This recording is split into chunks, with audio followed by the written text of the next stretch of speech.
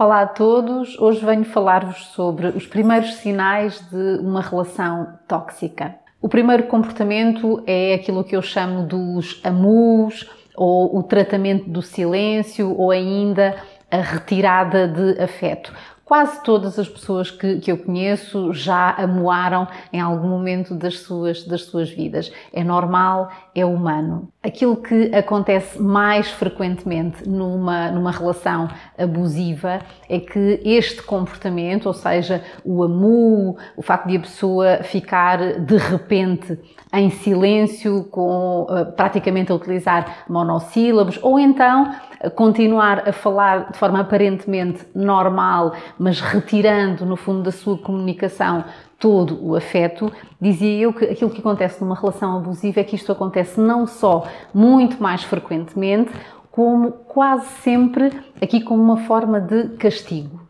Ora, e castigo em relação a quê? De uma maneira geral, esta punição surge na sequência de uma vontade qualquer da pessoa que não é concretizada. Isto é, imaginemos, por exemplo, que um casal de namorados querem fazer um programa a dois, há um que quer fazer uma coisa, há outro que quer fazer outra.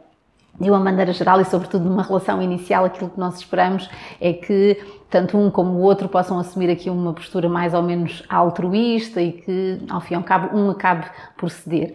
Numa relação tendencialmente mais abusiva, aquilo que vai acontecer é que se um dos membros do casal optar por manifestar a sua vontade e, portanto, contrariar a vontade do outro, vai surgir efetivamente aqui o tal amu e a pessoa até pode dizer que não se passa nada, que está tudo bem, mas a pessoa que é alvo desse amu dá-se conta, pelo menos, da tal retirada do afeto. Outro sinal de alarme diz respeito ao desrespeito pela privacidade da outra pessoa. Na prática, nós estamos a falar de alguém que consulta o telemóvel, consulta os e-mails do namorado ou da namorada sem autorização. Não há nada de errado em partilharmos passwords ou mostrarmos mensagens que trocamos com outras pessoas à pessoa de quem nós gostamos.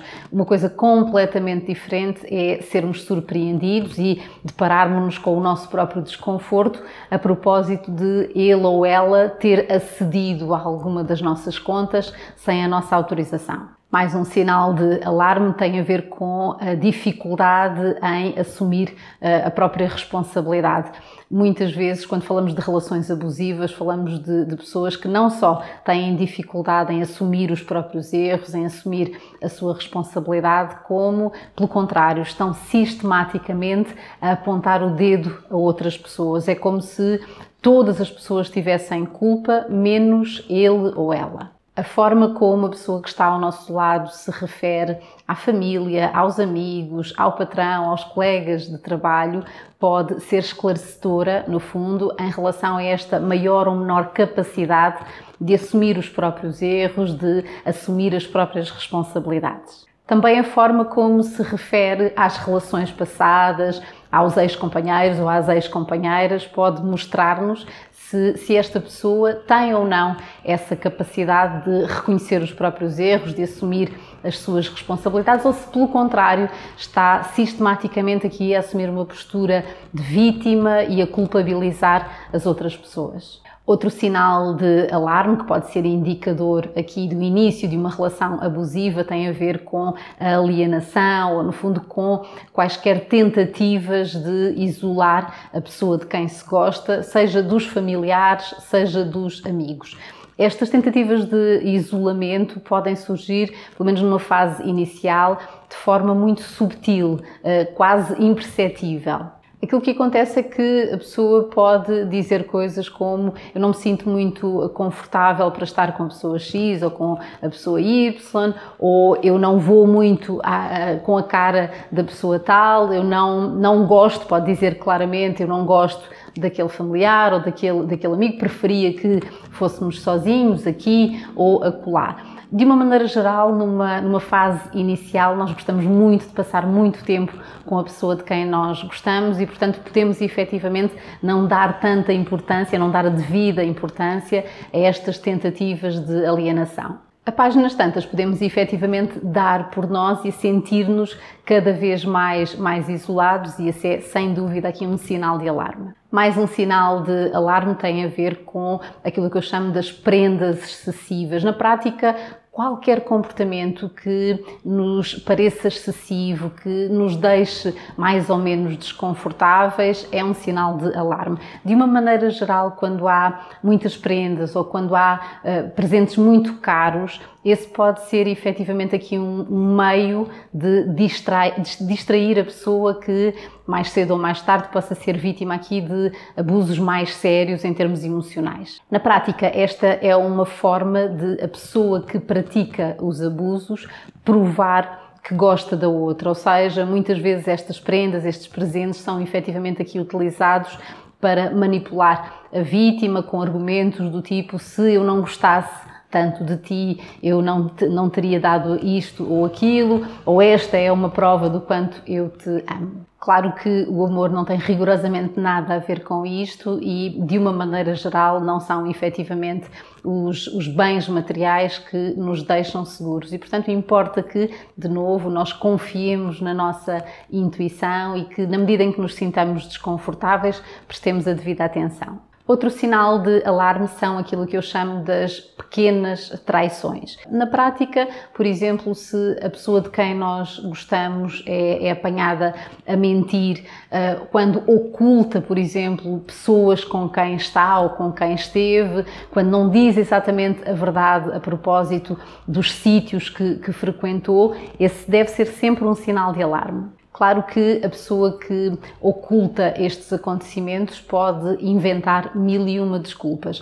Aquilo que acontece numa relação saudável é que nós sentimos-nos efetivamente à vontade para partilhar aquela que seja a nossa verdade. Estas pequenas traições também podem implicar aqui a ocultação de mensagens privadas significativas, ou seja, na prática a pessoa pode estar numa relação, mas manter aqui algumas mensagens em privado de caráter mais ou menos romântico, ou ainda pode, por exemplo, alterar os nomes das pessoas, dos contactos do telemóvel, por exemplo, se tratar de uma rapariga, colocar o nome de um homem ou vice-versa, isto aqui para adulterar efetivamente a realidade. Mais um sinal de alarme tem a ver com uma postura de superioridade.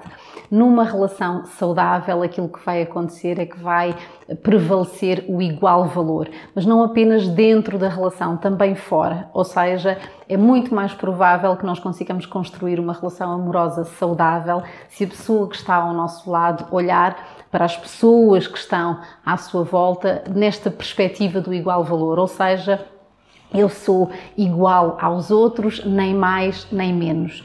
Ora, algumas pessoas que assumem efetivamente aqui alguns comportamentos mais abusivos tendem a assumir uma postura de superioridade, tendem a fazer muitas comparações entre si e os outros, seja em termos profissionais, em termos académicos, em termos sociais. E esse nunca é um bom sinal. Mais um sinal de alarme tem a ver com quaisquer tentativas de apressar, no fundo, o rumo da relação. Isso pode passar por, de alguma maneira, pressionar a pessoa de quem se gosta para passarem a viver juntos mais cedo. Podem surgir pressões também numa fase ainda inicial para que se assuma o compromisso de terem um filho, ou, na prática, podemos falar de tentativas para apressar qualquer outra decisão. Na prática, aquilo a que podemos e devemos estar atentos é aos nossos próprios sentimentos. Isto é, sempre que houver desconforto, sempre que um gesto, um comportamento da pessoa em quem nós estamos interessados ou de quem nós estamos a gostar nos deixar efetivamente desconfortáveis, importa que paremos, que tentemos refletir sobre aquilo que está a acontecer, que prestemos a devida atenção aos nossos sentimentos e que conversemos com as pessoas que estão à nossa volta, as pessoas em quem nós confiamos, porque de uma maneira geral dessas relações, desses conselhos também, vai surgir aqui uma opinião mais fundamentada sobre aquilo que está efetivamente a acontecer na nossa vida.